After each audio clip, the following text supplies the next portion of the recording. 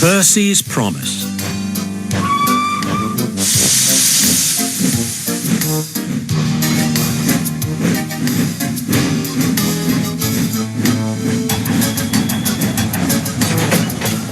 A mob of excited children poured out of Annie and Clarabel one morning and raced down to the beach. "They're the Vicar's Sunday school," explained Thomas. "I'm busy this evening, but the station master says I can ask you to take them home." "Of course I will," promised Percy.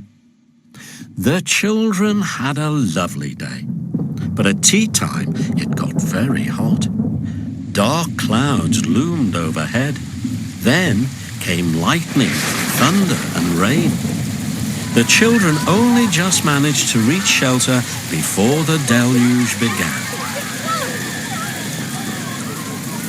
Annie and Clarabel stood at the platform. The children scrambled in. "Can we go home, please, station master?" asked the vicar. The station master called Percy. "Take the children home quickly, please," he ordered. The rain streamed down on Percy's boiler. "Ugh!" he shivered and thought of his nice dry shed. Then he remembered. "A promise is a promise," he told himself, "so here goes." His driver was anxious. The river was rising fast. It foamed and swirled fiercely, threatening to flood the country any minute. The rain beat in Percy's face. "I wish I could see, he complained. They left a cutting and found themselves in water. "Oh, my wheels," shivered Percy. "It's cold." But he struggled on.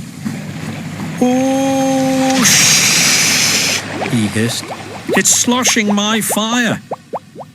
They stopped and backed the coaches to the cutting and waited while the guard found a telephone. He returned looking gloomy. "We couldn't go back if we wanted," he said.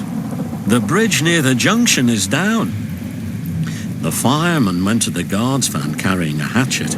"Hello," said the guard. "You look fierce." "I want some dry wood for Percy's fire, please." They broke up some boxes, but that did not satisfy the fireman. "I'll have some of your floorboards," he said. "What? My nice floor?" grumbled the guard. "I only swept it this morning." But he found a hatchet and helped. Soon they had plenty of wood stored in Percy's bunker. His fire burnt well now. He felt warm and comfortable again. Buzz, buzz, buzz. "Oh dear," thought Percy sadly. "Harold's come to laugh at me." Bump! Something thudded on Percy's boiler. "Ow!" he exclaimed in a muffled voice. "That's really too bad. He needn't throw things." His driver unwound a parachute from Percy's indignant front. "Harold isn't throwing things at you," he laughed. "He's dropping hot drinks for us." They all had a drink of cocoa and felt better. Percy had steam up now. "Peep, peep, thank you, Harold," he whistled. "Come on, let's go." The water lapped his wheels. "Ugh!" he shivered. It crept up and up and up. It reached his ashpan, then it sloshed at his fire. "Ooh, shh!" Percy was losing steam, but he plunged bravely on. "I promised," he panted. "I promised."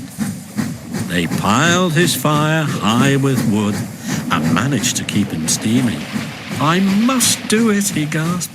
"I must, I must, I must." He made a last great effort and stood exhausted but triumphant on rails which were clear of the flood. He rested to get steam back, then brought the train home. "3 cheers for Percy," called the vicar, and the children nearly raised the roof. The fat controller arrived in Harold. First, he thanked the men. "Harold told me you were a wizard," Percy. "He says he can beat you at some things." Percy snorted. "But not at being a submarine," he chuckled. "I don't know what you've both been playing at, and I won't ask, but I do know that you're a really useful engine." "Oh, sir," whispered Percy happily.